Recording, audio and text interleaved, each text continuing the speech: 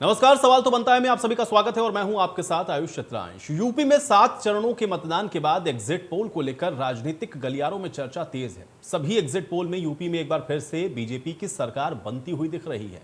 अब यूपी चुनाव के दौरान चरण दर चरण मुद्दे बदलते गए हैं। पहले और दूसरे चरण में जहां किसान और पलायन के मुद्दे को उठाया गया था, तो फिर तीसरे और चौथे और पांचवें चरण में आतंकवाद या सुरक्षा व्यवस्था के मुद्दे को जमकर उछाला गया। छठे और सातवें चरण में पूर्वांचल के विकास पर लड़ाई को लड़ा गया। नेताओं ने पूर्वांचल में अपना पूरा दमखम दिखाया और जनसभाओं रोड शो को करके जनता को अपने पक्ष में लाने की कोशिश भी की। अब पहले और सातवें चरण के बीच में कई ऐसे मुद्दे रहे जिसे सभी दलों के नेताओं ने उठाया, भले ही वो महिला सुरक्षा के रहे हों, युवाओं के रोजगार के हों या फिर ट्रिपल तलाक का ही मुद्दा क्यों ना हो। तो आज हम भी बात करेंगे कि उन जातिगत समीकरण और मुद्दों की जिनके सहारे राजनीतिक दल सत्ता तक पहुंचने का दावा कर रहे हैं, लेकिन इन मुद्दों के साथ साथ जनता ने भरोसा किस पर किया है, ये देखना बहुत महत्वपूर्ण होगा।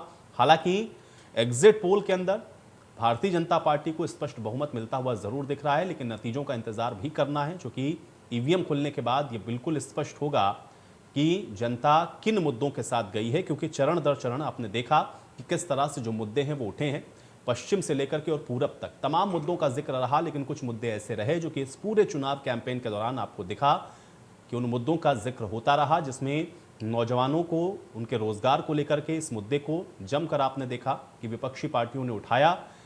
सत्ता पक्ष ने इसको काउंटर करने की कोशिश भी की, लेकिन अब जनता ने चूंकि जो अपना मन बनाया होगा उसके आधार पर वो वोट कर चुकी है। और अब इंतजार सिर्फ सभी को 10 तारीख का है, जब ईवीएम खुलनी शुरू होंगी तो उसके बाद यह स्पष्ट होगा कि विपक्ष ने जिन मुद्दों को उठाया, क्या जनता उन मुद्दों के साथ विपक्ष के साथ गई, या सत्ता पक्ष जो दावे कर रही थी कि उसने इन सभी विषयों पर काम किया है और इसलिए जनता एक बार फिर से उनकी सरकार को चुनने वाली है। ये भी उतना ही महत्वपूर्ण रहेगा।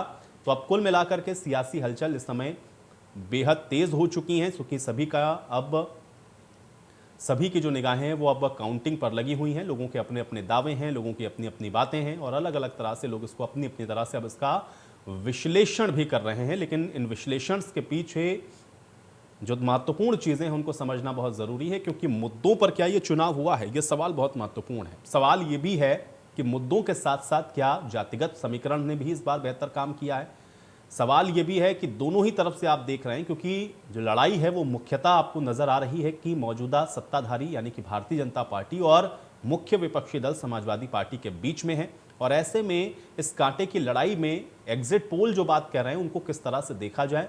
और सवाल ये भी है कि क्या विपक्ष उन मुद्दों को सही तरह से उठा पाया है, सत्ताधारी पार्टी भारतीय जनता पार्टी की अपनी बात को जनता तक पहुंचाने में सफल रही है। 10 तारीख का इंतजार हालांकि सभी कर रहे हैं, क्योंकि एग्जिट पोल के अंदर जो बातें दिख रही हैं या जो आपको सीटें दिख रही हैं, परिणाम के लिए उसका इंतजार आपको 10 तारीख तक करना होगा। लेकिन हाँ, ये ज़रूर है कि अगर एक अनुमान के तौर पर आप देखेंगे तो लगभग सभी एग्जिट पोल आपको एक ही बात और एक ही इशारा करते हुए दिखेंगे कि भारतीय जनता पार्टी को बहुमत मिल रहा है प्रदेश के अंदर। और अब देखना यह है कि ये जो एग्जिट पोल है उस पर जनता ने क्या मोहर लगाई है और मुद्दे इस बार जो रहे हैं, क्या उन मुद्दों के आधार पर इस बार प्रदेश के अंदर वोटिंग हुई है या फिर जातिगत फैक्टर या जातिगत समीकरणों ने अपना जो काम है वो किया है। आज हम भी इसी पर चर्चा करते हैं। 3 बेहद खास मेहमान मेरे साथ जुड़े हुए हैं, उनका परिचय आपके साथ करवा देते हैं। अजय कुमार जी हमारे साथ जुड़ रहे हैं, वरिष्ठ पत्रकार हैं। अजय जी, बहुत स्वागत है आपका इस चर्चा में।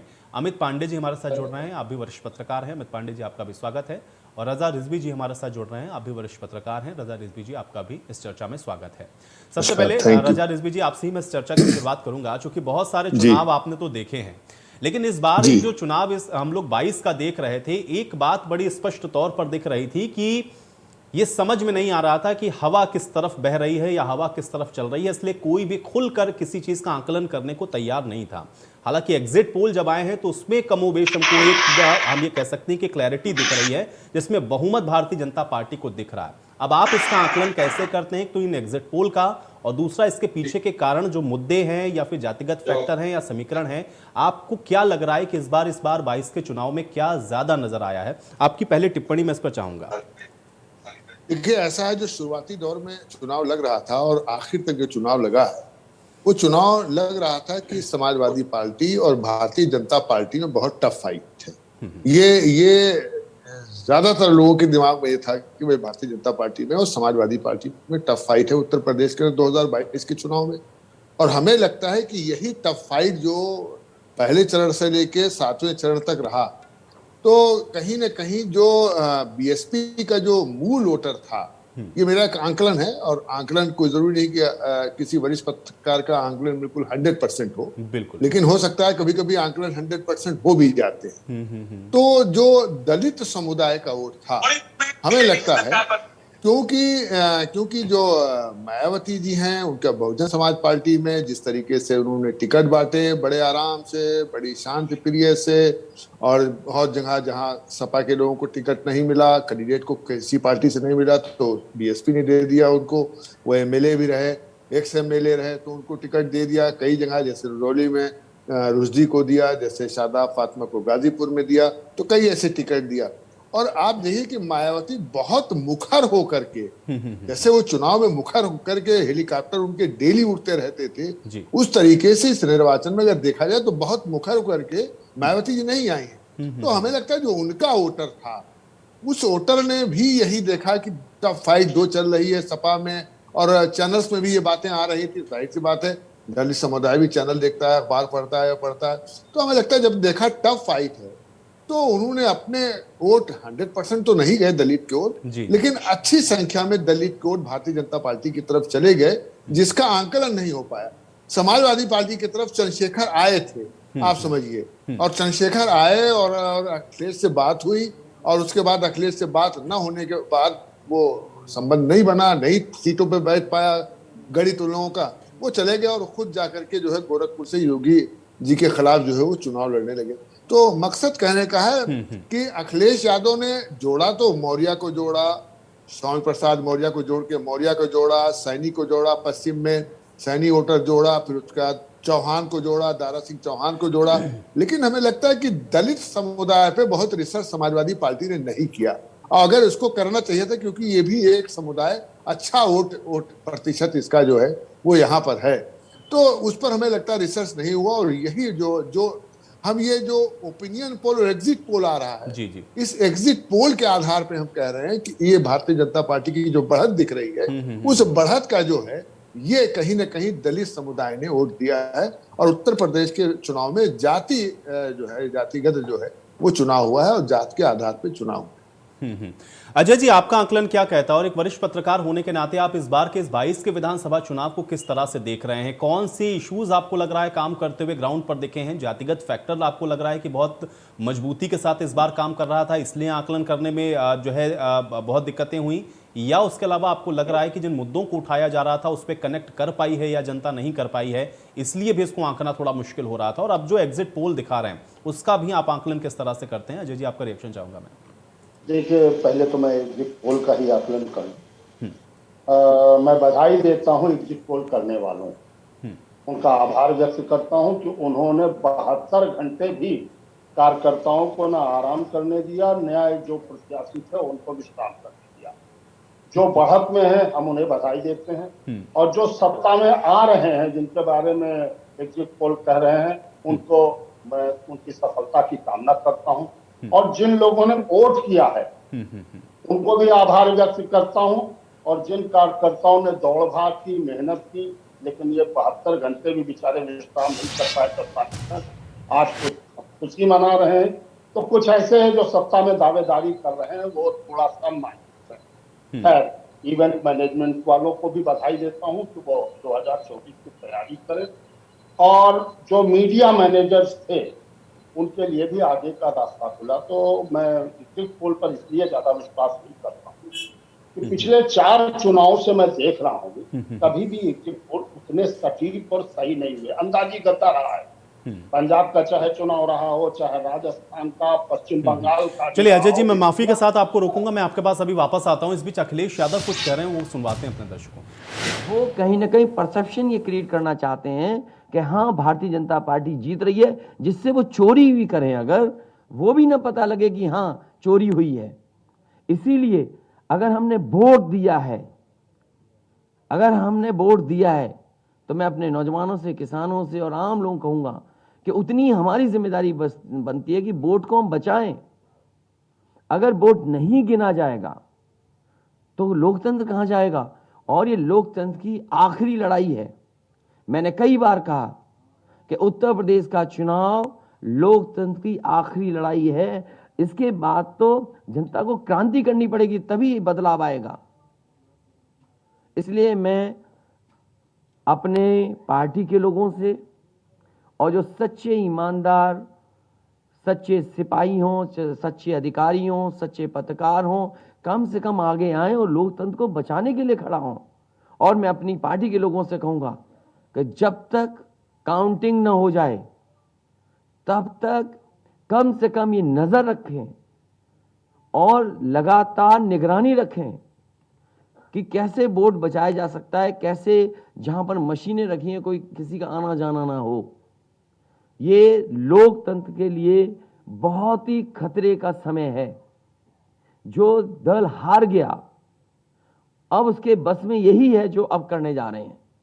ये जितने कुछ एग्जिट पोल हुए हैं वो इसीलिए हुए हैं कि अगर वो चोरी भी करें तो शायद नजर ना आए। अब ईवीएम्स पकड़ी गई हैं, बहाना कोई ना कोई अधिकारी बताएंगे कि हम ईवीएम्स इसलिए ले जा रहे थे। आखिरकार फोर्स के साथ क्यों नहीं ईवीएम जा रही थी? ये तो ईवीएम की एक बनारस की जो अभी भी लाइव चल रहा है वो घटना है।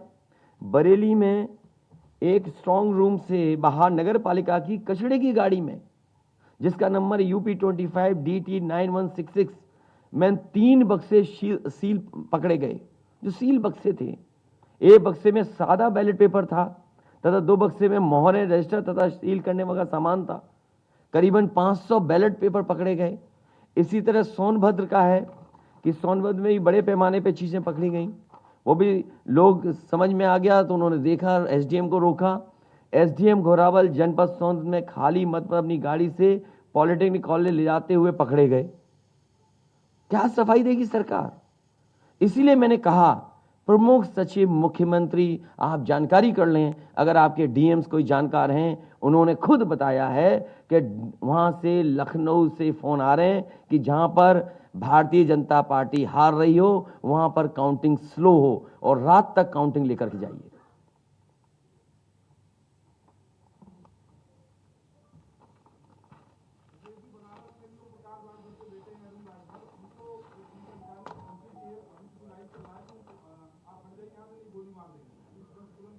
तो मैंने आपसे कहा कि ये लोकतंत्र का आखिरी चुनाव है। इसके बाद तो जिस तरीके से आजादी के लिए लड़ाई लड़ी गई थी उसी तरह की हमें और आपको क्रांति करनी पड़ेगी।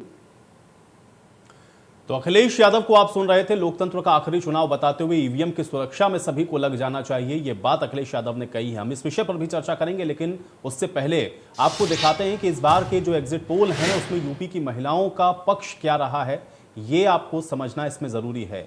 70% महिलाओं ने आप देखिए बीजेपी को वोट किया है, 42% महिलाएं,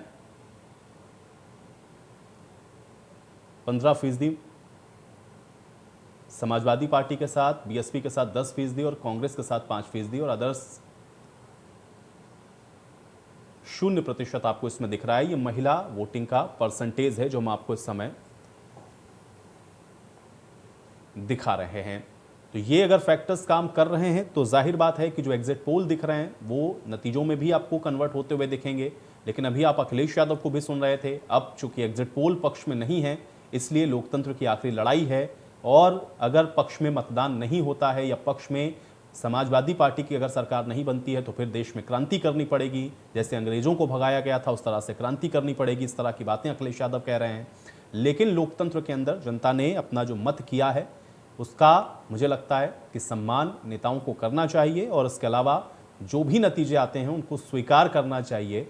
और जनता जो मैंडेट दे रही है वो आपके काम के आधार पर, आपकी नीतियों के आधार पर आपको देती है, और इसलिए नतीजों तक कम से कम पॉलिटिकल पार्टीज को जरूर रखना चाहिए। ये एग्जिट पोल है, चुनावी नतीजों का इंतजार भी करना चाहिए। लेकिन जिस तरह से अभी आप देख रहे हैं कि ईवीएम्स को लेकर के बयानबाजियां शुरू हो गई हैं, वो जाहिर बात है कि एक नई चर्चा को और तेज करेंगी, क्योंकि ईवीएम को लेकर के पहले भी सवाल उठते रहे। आज फिर से अखिलेश यादव ने उसको लेकर के सवाल उठाए हैं, और अब नतीजों का इंतजार सभी को है, क्योंकि एग्जिट पोल समाजवादी पार्टी को बहुमत नहीं मिलता हुआ दिखा रहे हैं। क्योंकि अगर आप सभी जगहों के एग्जिट पोल देखेंगे, इंडिया न्यूज़, जन की बात का भी exit poll, Bharatiya Janata party को स्पष्ट बहुमत दिखा रहा है और इसी तरह से जितने भी एग्जिट पोल हुए हैं वो सभी एग्जिट पोल इस बात की तस्दीक कर रहे हैं। लेकिन अब आप देख रहे हैं कि किस तरह से इसको लेकर के सवाल उठ रहे हैं। हालांकि आप देखिए युवा वोटर कितना किसके साथ गया है ये भी आप देख लें। बीजेपी के साथ 43% है तो 42% यहाँ समाजवादी पार्टी को भी मिल रहा है।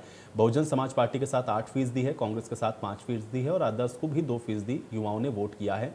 युवाओं का जो प्रतिशत है वो आपको 1% आपको दिखेगा, 1% आपको दिखेगा कि कम है, 43 और 42।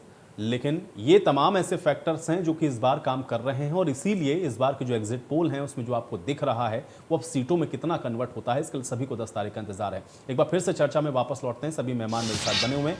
अजय जी, मैं आपके पास फिर से वापस आता हूँ, आपकी बात अधूरी रह गई थी और अभी अखिलेश यादव ने प्रेस कॉन्फ्रेंस करके ईवीएम को लेकर के जो बातें कही उस पर भी मैं एक टिप्पणी आपकी चाहूंगा।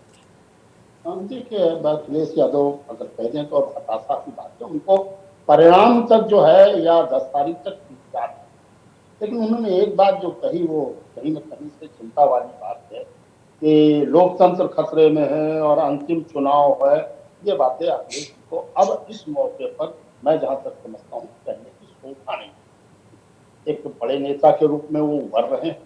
चुनाव के दौरान उन्होंने बड़ी सहनशीलता रखी, प्रचार में भी सहनशीलता रखी, लेकिन आज पता नहीं क्यों, या तो वो एग्जिट पोल को देख करके थोड़ी कहीं न कहीं उनकी भावुकता या बौखलाहट में कह दूं मैं, तो अखिलेश जी को ऐसा कहना नहीं चाहिए। लेकिन अब कहा है, सामने प्रेस कॉन्फ्रेंस में कहा है, बात करना चाहिए। लेकिन उन्हें केवल एग्जिट पोल पर जाकर ये हताशा दिखाने की आवश्यकता आज के दिन मैं समझता हूँ नहीं है। 10 तारीख तक उनको जहां तक मुद्दों की बात, मैं आपको बता दूं, अच्छा वही बात मैं कह रहा हूँ, 2012 में जब अखिलेश जी थे तब क्या, तब ईवीएम ठीक थी और 2017 में हारे। तो ये बातें नहीं करनी चाहिए। अब मैं आता हूँ मुद्दों पर। अब देखिए, ये चुनाव हर जगह अलग अलग मुद्दों पर रहा, चाहे पहला चरण ले लीजिए। मुझे याद है 2017 में जो चुनाव हुआ था या 2014 का जो चुनाव लोकसभा का हुआ था, तो प्रथम फेज जो था वो पश्चिमी उत्तर प्रदेश था।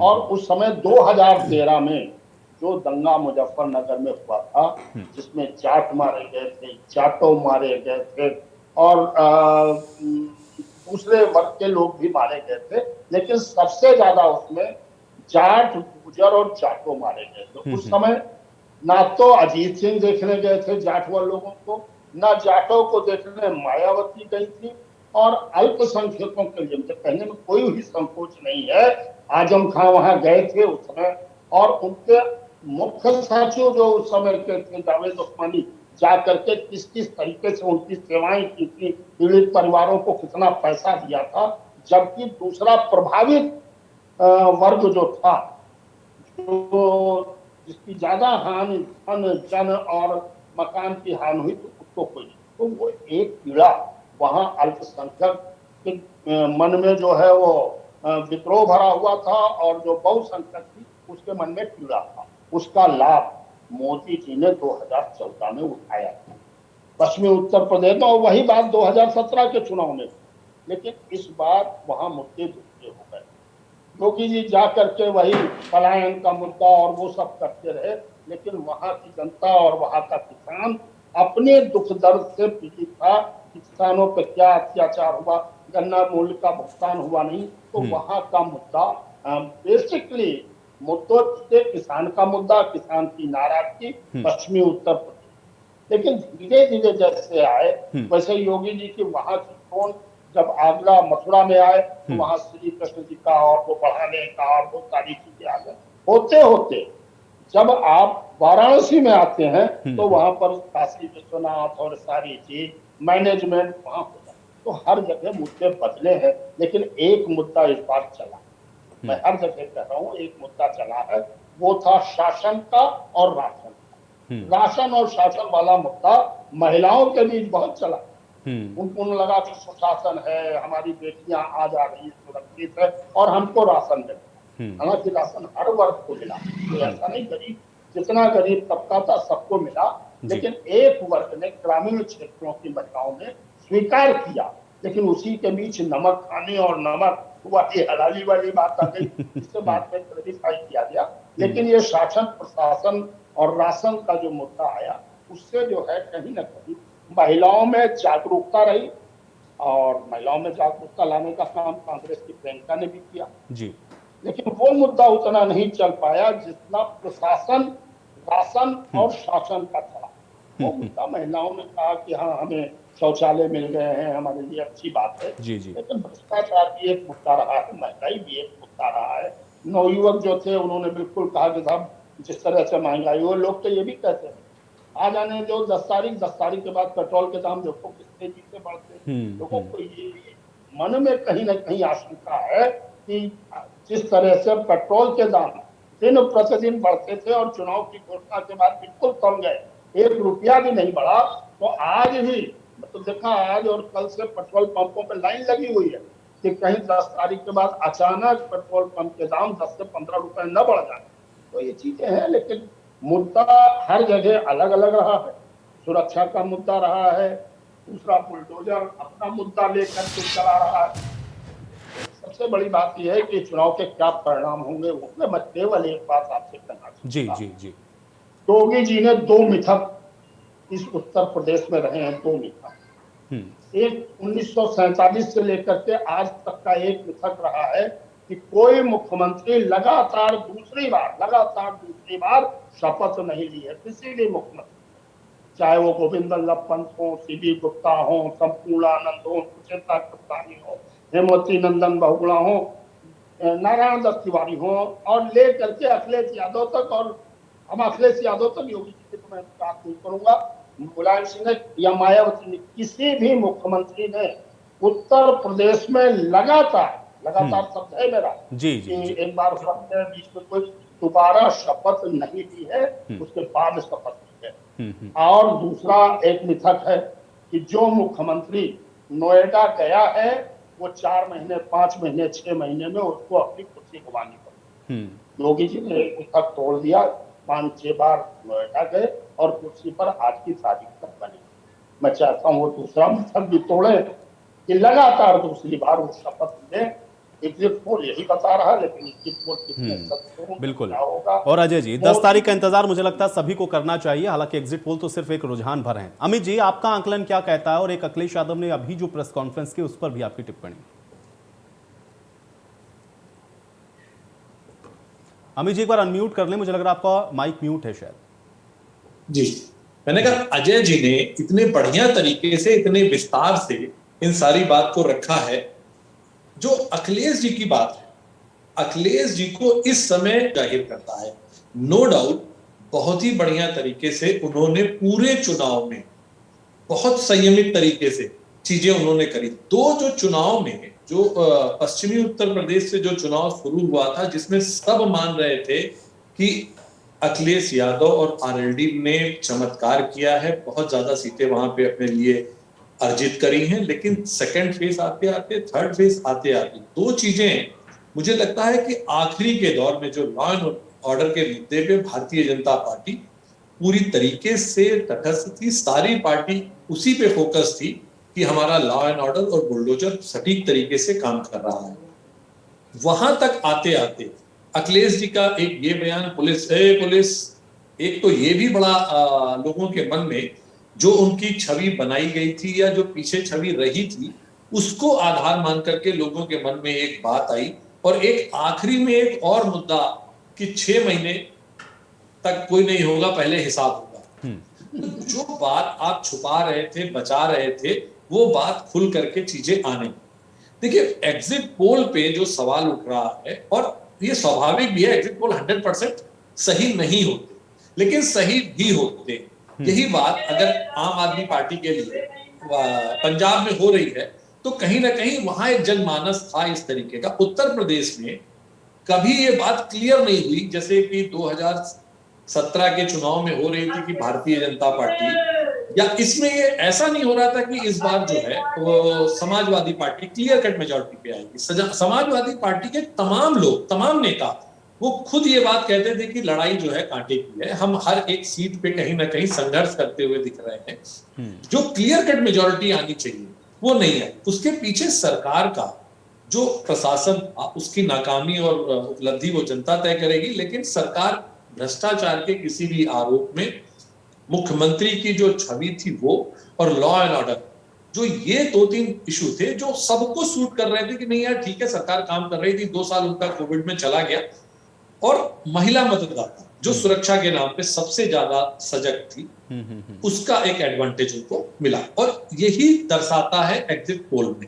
अब निर्णय क्या होता है ये तो 10 मार्च को पता चलेगा, लेकिन अखिलेश जी का अभी का बयान ये एग्जिट पोल को देखते हुए जो उन्होंने दिया है, ये वाकई पूरे प्रशासन पे, पूरे व्यवस्था पे एक प्रश्न चिन्ह है, जो कम से कम वाकई में अजय जी ने भी ये बात कही है कि उतने सीनियर लीडर को, इतने बड़े लीडर को इस तरीके से अविश्वास नहीं जाहिर करना चाहिए था, क्योंकि इसके बाद फिर वो जो अमेरिका में हुआ था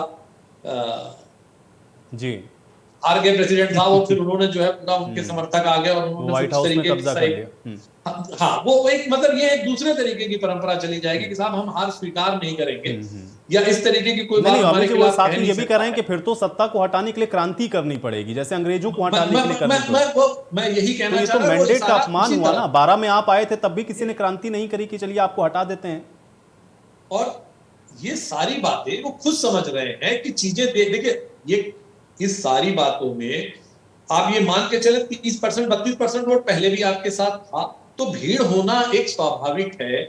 युवाओं में एक निराशा थी, और एक जो सजातीय वोट है वो आपका ज्यादा मुखर है, वो एक मार्शल कॉम बोली जाती है, वो सामने आकर के आपके लिए बात करता है, वो सीधे वो कम्युनिटी आपसे जुड़ी हुई कनेक्ट करती है, इसलिए वो सब जगह हर गांव में है, हर शहर में है, हर जिले में है, तो वो इकट्ठा भी हुए।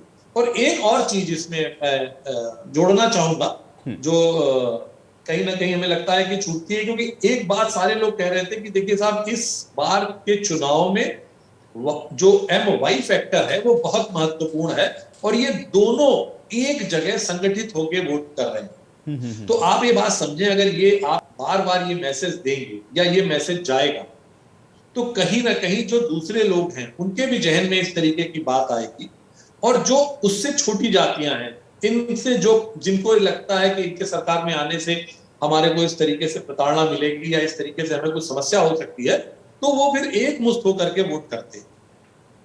और ये जो 1-to-1 फाइट हो गई है, इससे जरूर अखिलेश यादव जी पूरी तरीके से सिस्टम में आ गए थे, और जो बढ़त सीट की दिख रही है, जो 44 से जो 150 का आंकड़ा दिख रहा है, ये वो मेहनत है, वो संगठन है, वो जो सब लोग संगठित हो गए हैं और ज्वाइंट में लड़ रहे हैं, उनके साथ RLD का जो आना और राजभर का और मौर्य जी का आना, वो ये सारा इनका वोट प्रतिशत बढ़ा रहा है। इसके साथ कोई बहुत बड़ा मेजर चेंजेस आने की संभावना नहीं दिख रही थी।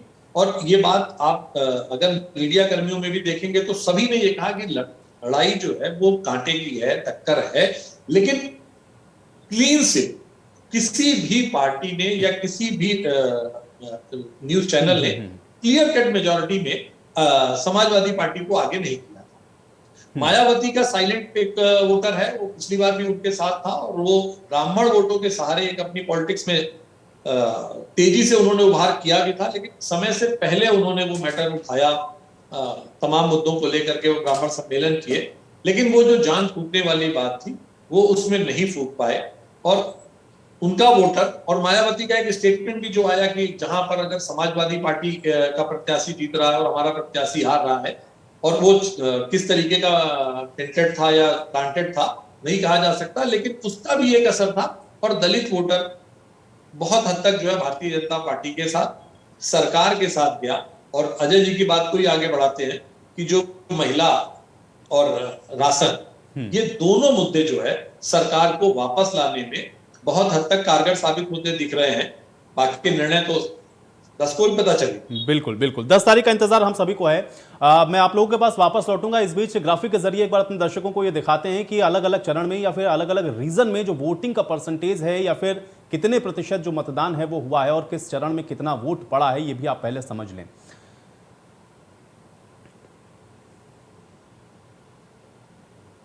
ब्रज और पश्चिम, बुंदेलखंड और इसी तरह से अवध और पूर्वांचल के ये परसेंटेज हैं जो हम आपको दिखा रहे हैं। एक बार फिर से चर्चा में वापस लौटते हैं रजा जी, क्योंकि जो बात अभी यहां पर अमित जी ने कही या जो अजय जी ने कही, उसी को थोड़ा और आगे बढ़ाते हुए, क्या ये बड़े फैक्टर आपको लग रहा है? एक तो राशन और शासन, और जिन बातों का बार बार जिक्र विपक्ष कर रहा था कहीं उस पर ये भारी पड़े हैं। और दूसरा एक टिप्पणी आप भी करिए, अभी अखिलेश यादव जो ईवीएम को लेकर के या फिर जिस तरह से व्यवस्थाओं को लेकर के वो सवाल उठा रहे थे, उसको आप किस तरह से देखते हैं? देखिए, हमारे अजय भाई ने, हमारे अमित साथी ने, हमारे वरिष्ठ पत्रकारों ने बहुत अच्छे तरीके से बात को रखा है। और लेकिन यहाँ पर यह सही है कि अखिलेश यादव ने जिस धैर्यता से पहले चरण से लेकर और 7 चरण तक उन्होंने धैर्य दिखाया था, उस धैर्यता को ये कायम रख सकते थे। और खाली इनको ये कहना चाहिए था, आज अगर इन्होंने प्रेस कॉन्फ्रेंस बुलाई थी तो हमारे नाकिस राय से आज खाली इनको ये कहना चाहिए था कि भाई देखिए, अब जो है वो काउंटिंग पर ही जीत हार है। अभी तक तो जो जीत हार है वो ओपिनियन पोल है और एग्जिट पोल है, लेकिन यूनिवर्सल नहीं है कि बिल्कुल 100% सही हो। तो इसके लिए हमारे कार्यकर्ताओं को, हमारे फॉलोवर्स को, हमारे मददगारों को, हमारे नेताओं को ये चाहिए कि काउंटिंग पर पूरा ध्यान रखें और वहां पर काउंटिंग में जाकर के अच्छी तरीके से जागते हुए देखें कि एक वोट भी जो समाजवादी पार्टी को मिला है वो कहीं इधर उधर ना जाए। खाली यही जगाना चाहिए था इनको। और ये जगा के उसके बाद जब उनके वहां लोग बैठते, उनके प्रतिनिधि वहां बैठते और काउंटिंग में रहते और काउंटिंग देखते, तो उनको पता चल जाता सच्चाई क्या है। और साहब, लोकतंत्र का यह आखिरी चुनाव है। मेरे नाकिस ऐसी राय से एक लोकतंत्र का आखिरी चुनाव ये भी कहना ठीक नहीं है, और फिर क्रांति कहना ये भी ठीक नहीं है, क्योंकि जाहिर सी बात है कि समाजवादी पार्टी में दो जो बिरादरी है वो हमेशा फ्रंट पर रहती है, चाहे वो हमारे यादव भाई हों, चाहे हमारे मुस्लिम समाज के लोग हों, ये हमेशा फ्रंट पे ही दिखाई देते हैं। तो ये क्रांति, ये सब कहना हमारे, बहुत अच्छी बात अभी आप लोगों ने कही, हमारे सीनियर जर्नलिस्ट ने, कि साहब जैसे अमेरिका में हुआ, अमेरिका में क्या हुआ, बिल क्लिंटन, अरे उनको क्या हुआ, बेइज्जत होके जाना पड़ा वहां के राष्ट्रपति को। तो ये ऐसा नहीं क्रांति की बात कहनी चाहिए, खाली कहना चाहिए सब काउंटिंग के दिन तुम लोग सजग रहो और एक वोट जो है वो ईवीएम में जो अपना समाजवादी का है वो मिलना चाहिए। बात देखिए, प्रतिशत की जो बात है उसको मैं आपको बताऊं, अभी महिलाओं की प्रतिशत बताया गया, अभी उसकी बताया गया। आप अगर बहुजन समाज का प्रतिशत देखिए तो 2002 में 23.6% वोट पाए थे और 98 सीट मिली थी बीएसपी को 2002 में। और 2007 में ये 206 सीट पाए थे, 206 सीट पाए थे और वोट का प्रतिशत था इनका 30.43%। और यही आप देख लीजिए 2017 में 19 सीट पाए थे और वो प्रतिशत क्या था, 22.23%। आप देखिए कि 2002 में 98 सीट पाए थे, 23.06 था, 98 सीट। और वही 2017 में 19 सीट पाए और वोट का प्रतिशत है 22-23, यानी प्रतिशत 1% से कितना फर्क पड़ा वोट बढ़ने से, कि 19 सीट इधर मिली थी और उधर 98 सीट मिली थी 2002 में। तो वोट का प्रतिशत से ये आंकलन नहीं लगाया जा सकता कि किसी भी जो है पार्टी को बहुत अच्छे जो है। राजा जी, इसमें एक चीज मैं और जोड़ूंगा, हालांकि आप लोग का अनुभव मुझसे बहुत ज्यादा है, आप सभी वरिष्ठ पत्रकार हैं, लेकिन जब हम लोग देखते हैं चुनाव बाइपोलर हो जाए, दो पार्टियां आमने सामने की लड़ाई लड़ रही हों, तो उसमें तो 1% भी बढ़ा बहुत मायने रखता है। उसी पर तो मैं कह सकता हूं कि कम से कम 10-10, 20-20 या 30-30 सीटों का अंतर हो सकता है। क्या इस वजह से भी हमको यह दिख रहा है कि वोटिंग परसेंटेज भले ही समाजवादी पार्टी का भी हमको बढ़ता दिख रहा, लेकिन सीटों में वो कन्वर्ट होता हुआ नजर नहीं आ रहा? देखिए, मैं आपको बताऊं, ये काउंटिंग जब होगी, हम भी रहेंगे, आप भी रहेंगे, आप देखिएगा 10 तारीख शाम तक, तो बहुत से लोग 523 वोट से जीतेंगे। आप समझिए, लकी जो यादव हैं वो जब उनको हराए थे धनंजय सिंह को, तो 5 वोट से जीते थे लकी, ज्यादा वोट से नहीं। और मोहन लाल का चुनाव में 500 जो है वो 23 वोट से जो है जीते थे, वहां के कैंडिडेट एमएलए वहां के जीते थे। और पोस्टल बैलेट जो पड़ा है भी, उसका भी हमें लगता है कि जो आंकलन करने वाले लोग हैं, जिन्होंने ये एग्जिट पोल किया है, हमें लगता है ये अभी पोस्टल बैलेट में नहीं जा पाए हैं, क्योंकि लखनऊ के चुनाव में कम से कम 11,000 पोस्टल बैलेट आए। मैंने आपको मोहनलाल का बताया कि 523 में विधायक जीत गया। जी। तो पोस्टल बैलेट का हमें लगता है एग्जिट पोल, हमें लगता है भाई क्या हो, पोस्टल बैलेट पे कौन गया हो मैं नहीं जानता हूँ। पोस्टल बैलेट, अच्छे पोस्टल बैलेट आए हैं, कहीं 14,000, कहीं 11,000, कहीं 12,000, ऐसे आए पोस्टल बैलेट। और 11,000, 14,000 इस विधानसभा में जब कहा गया कि बहुत टफ फाइट है समाजवादी पार्टी से और भारतीय जनता पार्टी से, तो टफ फाइट का मतलब क्या होता है, neck to neck. Neck to neck का मतलब है कोई 500 जीतेगा, कोई 1,000 जीतेगा, कोई 2,000 से जीतेगा।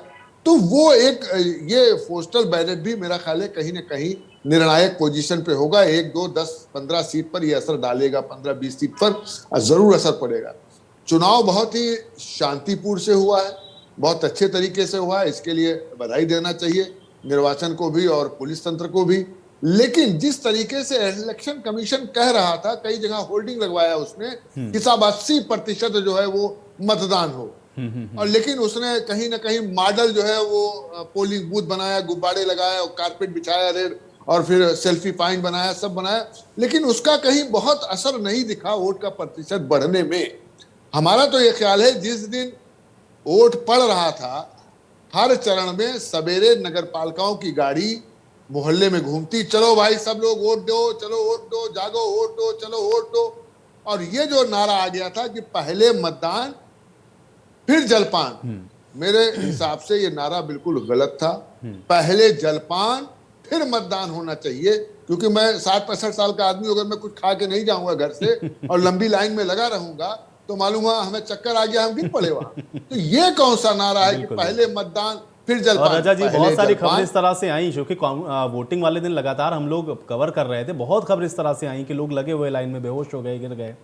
तो मुझे लगता है कि तो आपकी इसलिए बात ये बिल्कुल नारा सही नहीं है। होना चाहिए, पहले जलपान फिर मतदान। अरे भाई मतदान तो 6 बजे तक, पहले खा पी लो, सवेरे जल्दी खा लो भाई, 6 बजे होना, 5:30 बजे उठ जाओ, 5 बजे उठ जाओ, चाय नाश्ता कर लो ठीक से, अपना ब्रेड बिस्कुट रोटी पराठा जो खाते हो अपने घर में वो खा के पहुंचो वहां, वोट दो। ये हमें बिल्कुल ये स्लोगन समझ नहीं पाया। और दूसरा हमें स्लोगन ये प्रियंका गांधी का समझ में नहीं आया। वो ठीक है महिलाओं को बढ़ाने के लिए कर रही थी, मैं लड़की हूं लड़ सकती हूं। अरे भाई ये भी नारा दे सकते थे, मैं लड़की हूं पढ़ सकती हूं, ये भी नारा देते कि मैं लड़की हूं पढ़ सकती हूं। ये लिटरेसी पोटेंशियल बढ़े पढ़ाई का, महिलाओं का जो दर है शिक्षा का वो आगे बढ़े, ये भी हो सकता था। लेकिन मैं लड़की हूं लड़ सकती हूं, ये हमें लगता है कि ये निगेटिव था, ये बहुत अच्छा नारा नहीं था इनका कि लड़की हूं लड़ सकती हूं।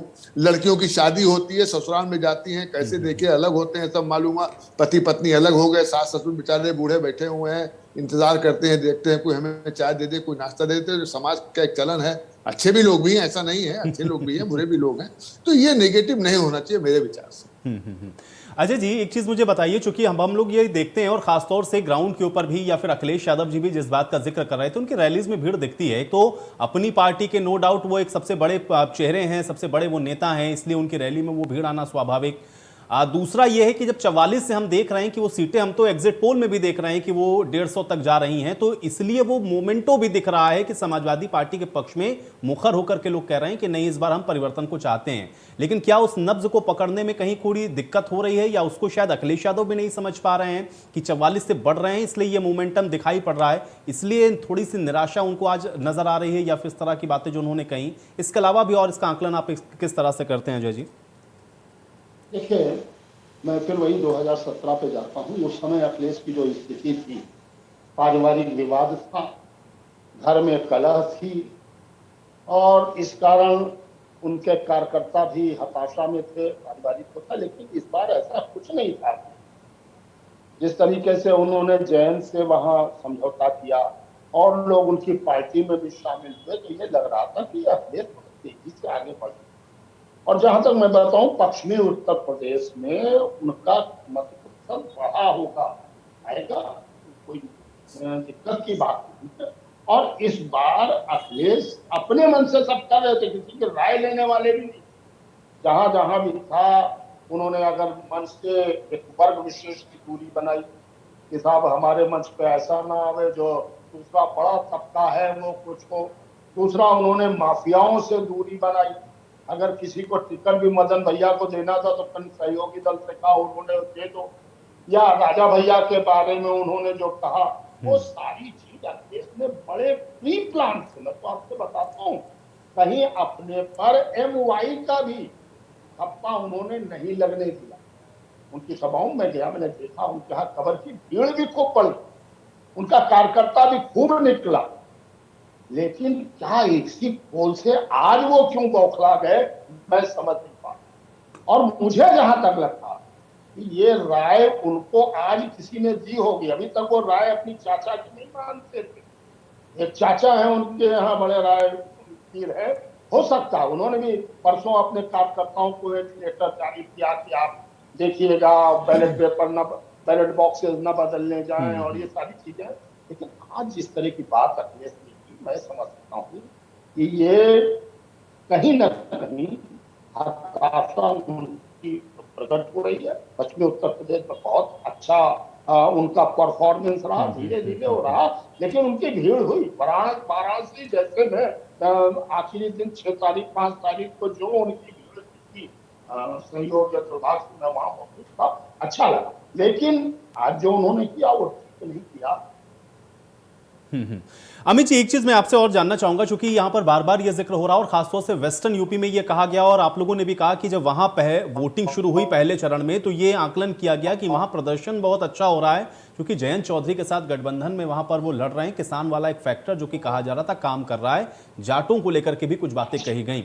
लेकिन हम देखते हैं फिर 19 के अंदर भी तो यही गठबंधन था ना भाई। अजीत सिंह भी उस समय मौजूद थे, वो गठबंधन में थे। मायावती 19 में साथ आ गई थी। वेस्टर्न यूपी में जाटो वोट की संख्या कितनी ज्यादा है, किन किन सीटों को वो प्रभावित करते हैं, वो भी हम सबको पता है। लेकिन उसके बावजूद भी उनको अपेक्षित परिणाम नहीं मिला। तो 17 में अगर उनके साथ वो विधानसभा के 22 में अगर विधानसभा के चुनाव में उनके साथ वो जुड़ रहे हैं, तो इसका आकलन इस तरह से क्यों हो रहा है कि वहां पर बहुत ज्यादा डेंट बीजेपी को वो लगा देंगे? 2019 के चुनाव में तक अखिलेश एक नेता के रूप में नहीं होंगे, ये मैं आज आपको बता दूं। उनका घेरा था, उनके अगल बगल घेरने वाले लोग थे और कहीं कहीं उनको नेताजी का भी डर लगता था।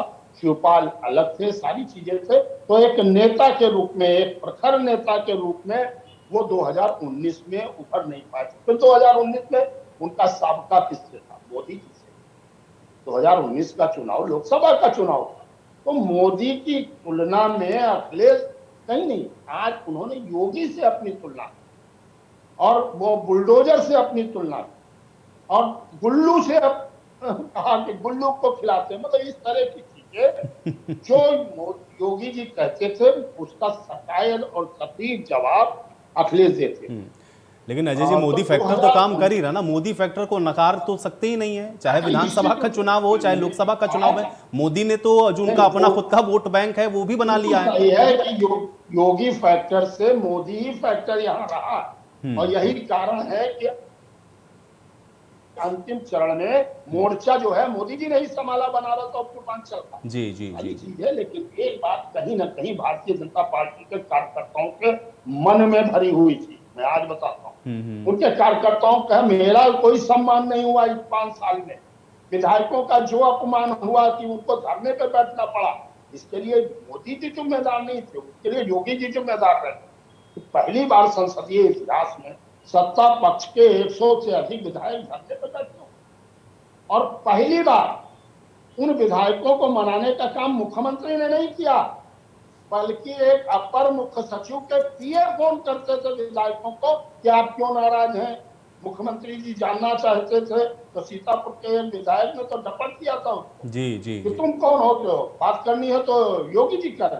तो मेरा कहने का मतलब है कि जो कुंठा भरी हुई थी लोगों के पीछे कार्यकर्ताओं में, यही कार्यकर्ता, मुझे याद है जनसंघ का कार्यकर्ता या भारतीय जनता पार्टी का कार्यकर्ता 2012 में 14 में घरों से कार्यकर्ताओं मतदाताओं को निकालता था। आज भारतीय जनता पार्टी को पन्ना प्रमुख बनाने की आवश्यकता पड़ गई।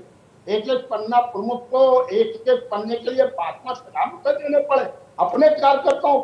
उनको मैंने भी कुंठा भरी थी कि हमारा कोई काम होता नहीं था, मेरा कोई मंत्री सुनता नहीं था। यार वो अलग की बात हो, परिणाम की हमें करनी है।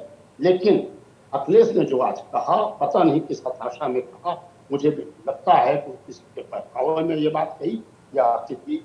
लेकिन इससे ये लगता है कि ओपिनियन पोल को अब वो महत्व दे रहे हैं। उनको कहीं ना कहीं लग रहा है कि उनके जो मंसूबे थे। चलिए अजय जी, इस पर एक टिप्पणी मैं भी कर देता हूं, क्योंकि जिनको वो निष्पक्ष मानते हैं या जिनको वो ये मानते हैं कि वो इन्फ्लुएंस नहीं है, दरअसल वो भी ये कह रहे हैं कि नहीं, सरकार भारतीय जनता पार्टी की बन सकती है। उनके एग्जिट पोल भी यही कह रहे हैं, इसलिए उनकी हताशा के कारण ये हो सकता है। बाकी हम लोगों के ऊपर तो टीका टिप्पणी चलती ही रहती है। अजय जी, आपने जो बात रखी उसी को थोड़ा और आगे बढ़ाते हुए अमित जी, आपसे भी मैं यही जानना चाहूंगा, नया कुछ आपको अगर इसमें जुड़ता हुआ ना दिख रहा हो सिर्फ एक ओम प्रकाश राजभर के अलावा, क्योंकि पुराने गठबंधन में भी समाजवादी पार्टी लोकसभा का चुनाव लड़ी है, कुछ तो इंपैक्ट उसका दिखना चाहिए था। फिर इसलिए ऐसा क्यों लग रहा है कि बीजेपी को बहुत डेंट लगा दे रही है, या फिर पहला दूसरा फेज जो कि समाजवादी पार्टी का कहा जा रहा है उसमें भारतीय जनता पार्टी को बहुत नुकसान होने वाला है? अमित जी।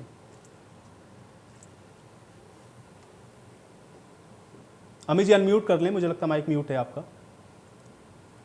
जो पहला और दूसरा फेज था, मोदी जी ने भी उस चुनाव से अपनी थोड़ी सी दूरी बना ली थी, और जैसे ही वहां पे एक रैली की बात आई थी, उसमें ऐसा लगा कि वो साहब भीड़ नहीं होगी, कुछ होगा नहीं, लिहाजा सेकेंड फेज के बाद से मोदी जी ने चुनाव को उठाया है, क्योंकि किसान आंदोलन का जितना भी असर था वो पश्चिमी उत्तर प्रदेश में था, और उसी की वजह से सारी समस्याओं का, जो वहां का पश्चिम उत्तर प्रदेश में नोएडा और उसके आसपास का इलाका, उन सब जगहों पे मुआवजों की समस्या थी, किसानों की समस्या थी, किसान आंदोलन की समस्या थी, जिन किसान नेताओं में जिनकी डेथ हुई वो समस्या थी। तो इन सारे मुद्दों को प्रमुखता से उठाने की वजह से पहले और दूसरे फेज में भारतीय जनता पार्टी को नुकसान हुआ, लेकिन तीसरे फेज से आप देखेंगे कि कानपुर के बाद से प्रधानमंत्री जी की रैली, और उसके बाद से धीरे धीरे इन्होंने अपना चुनाव पिकअप किया। और पूर्वांचल से, क्योंकि योगी जी खुद आते हैं, योगी जी के जो पूर्वांचल का एरिया है वहां उनका अपना अच्छा प्रभाव भी है। मुख्यमंत्री जी से विधायकों की नाराजगी हो सकती थी, लेकिन आम जनमानस में मुख्यमंत्री जी की स्वीकार्यता थी। वो जिस तरीके की बात करते थे, न्याय की बात करते थे, गरीब से गरीब आदमी की बात करते थे, और लोग उनको सहज भाव से स्वीकार लेते थे। संगठन से और उनका उस तरीके का वैचारिक मतभेद रहा हो सकता है, कार्यकर्ताओं में जरूर कुछ ना कुछ निराशा थी। इसी वजह से जो है पहले और दूसरे फेज में लोग नहीं निकले, और फिर लगा उनको कि अगर सरकार ही नहीं बनेगी तो ऐसी क्या स्थिति होगी। भारतीय जनता पार्टी के पास अपनी 300 को कवर करने के लिए प्रयास करना था, अखिलेश जी को 44 से आगे बढ़ना था।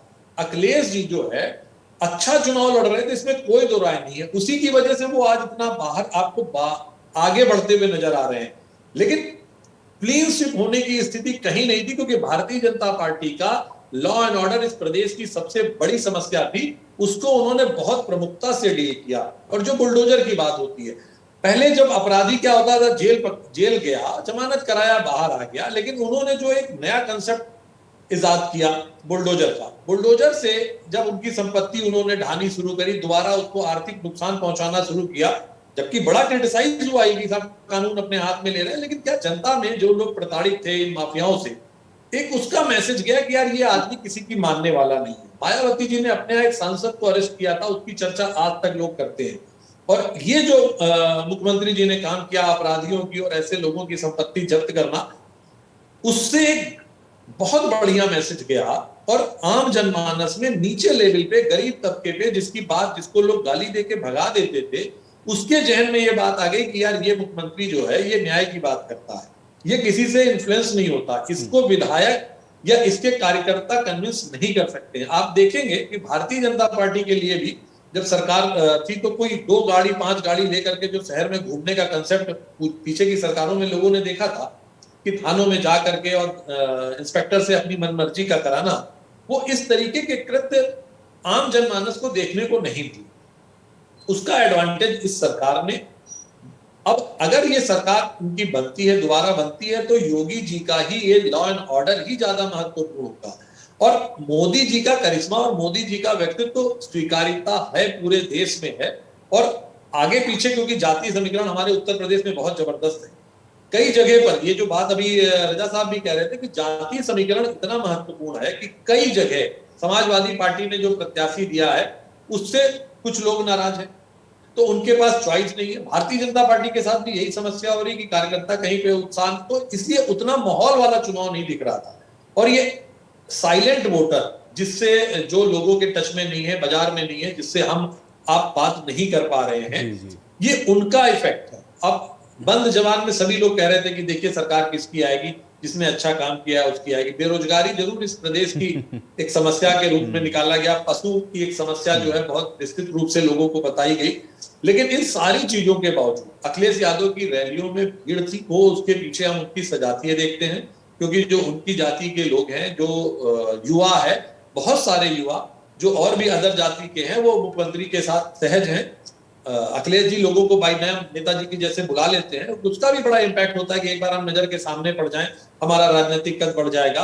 अखिलेश जी हमें नाम ले लेंगे तो क्षेत्र के लोग हमें जान बिल्कुल। जाएंगे। चलिए, तो और पहली अमित जी, आकर्षण अब है हम उस लोग को तरीके लगता है इंतजार ही कर लेना चाहिए। बाकी एग्जिट पोल तो आ ही बिल्कुल। गए हैं और 10 तारीख को हम लोग देखते हैं कि किसकी बात में आखिर कितना जो दम है वो नजर आता है। बहुत शुक्रिया आप तीनों लोगों का अपना कीमती समय निकालने के लिए, मेरे साथ जुड़ने के लिए।